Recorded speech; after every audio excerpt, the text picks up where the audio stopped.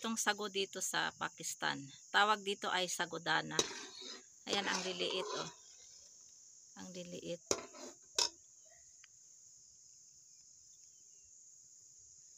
Hulaan nyo guys anong lulutuin ko. Tapos, dagdagan ko ng mais. Ayan. Hulaan nyo kung ano itong lulutuin ko. My version. Ayan. Basta makaluto lang.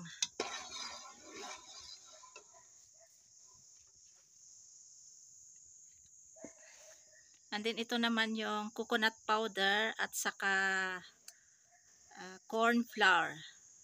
Sinama ko ng dinilyot dito. Dinagdagan ko ng tubig. So isama ko na rin ito dito para isahan lang ang boil. Ayan. Dinagdagan ko ng corn flour para malapot-lapot.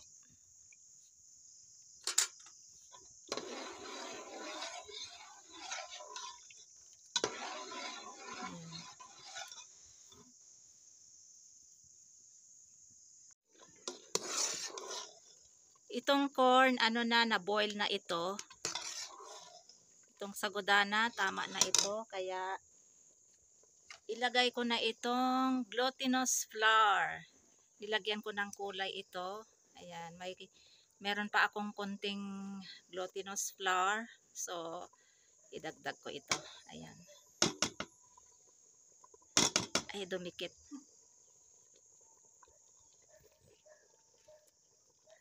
Ayan, dapat isa-isa. Ayan, ang aking, alam nyo na kung ano ito. Sigurado alam nyo itong aking niluluto. Ayan, oh.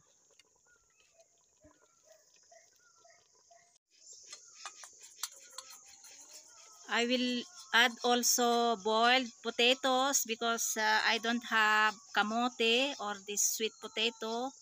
So instead of sweet potato, substitute is potato. And I put also boiled red kidney beans. Ayan. Oh, ayan. Ang aking question mark. Ayan. Madali lang ito lutuin kasi yung sagodana lang yung aking niluto.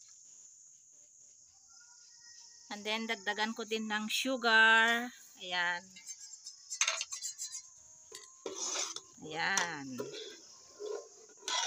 So tikman natin, check natin kung tama na yung sugar.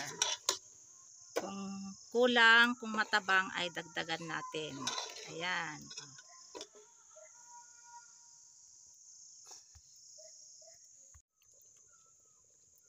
My simple version, bilo-bilo or binignit using coconut powder and corn flour with glutinous flour, corns, and some sagodana. Yung sagodana dito ay maliliit, yung sago, maliliit nga lang.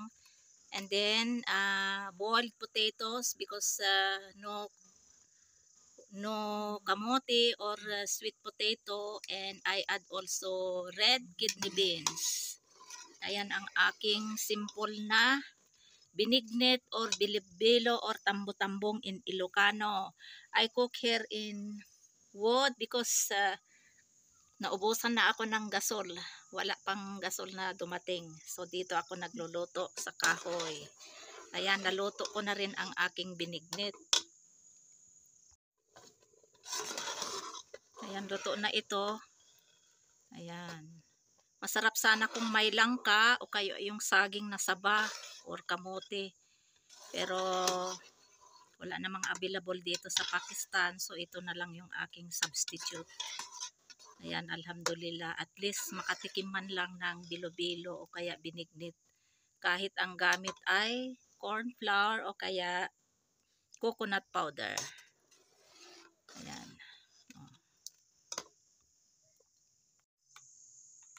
Hello, kain tayo ng binignit o kaya bilo-bilo or tambo-tambong in Ilocano. Ayan ang aking version na binignit na may, ito yung glutinous flour, nilagyan ko ng kulay, tapos ito yung walang kulay, and then may corns, may kidney beans, patatas, at saka yung sagudana. Ayan, kain tayo. Bismillah, wala barakatullah.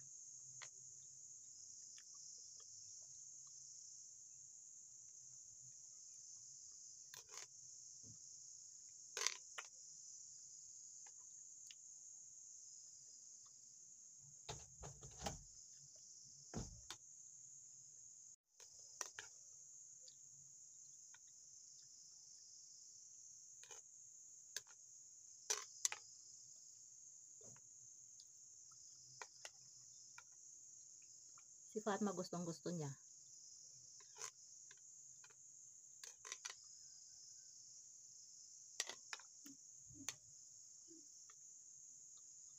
Sila kay si Fahad, tikim lang. Si Langga, gusto niya rin.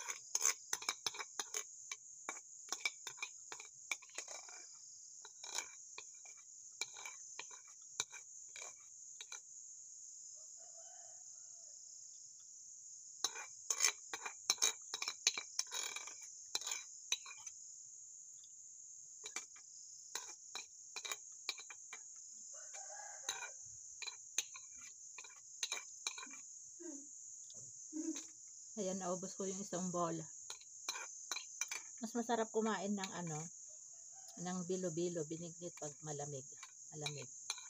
Pero kung mainit at init, pwede din. Kaya ito. Yan. Alhamdulillah ilahi at mga sakano madyan namin ng Muslimin. Ayan, nakatikim ako alhamdulillah ng binignit kahit kulang sa sahog, at saka yung gamit ko ay coconut powder and corn flour. At least may pagka binignit din. Binignit talaga. Mas masarap sana kung may langka at saka yung saging na saba, pero wala eh. So ito na lang yung aking substitute. At saka yung kamote, yung sweet potato. So ito na lang yung aking mga substitute. Potatoes, then kidney beans. Yung sago naman maliliit pero okay lang yon, at least meron sago talaga. So, alhamdulillah, nakatikim ako ng binignit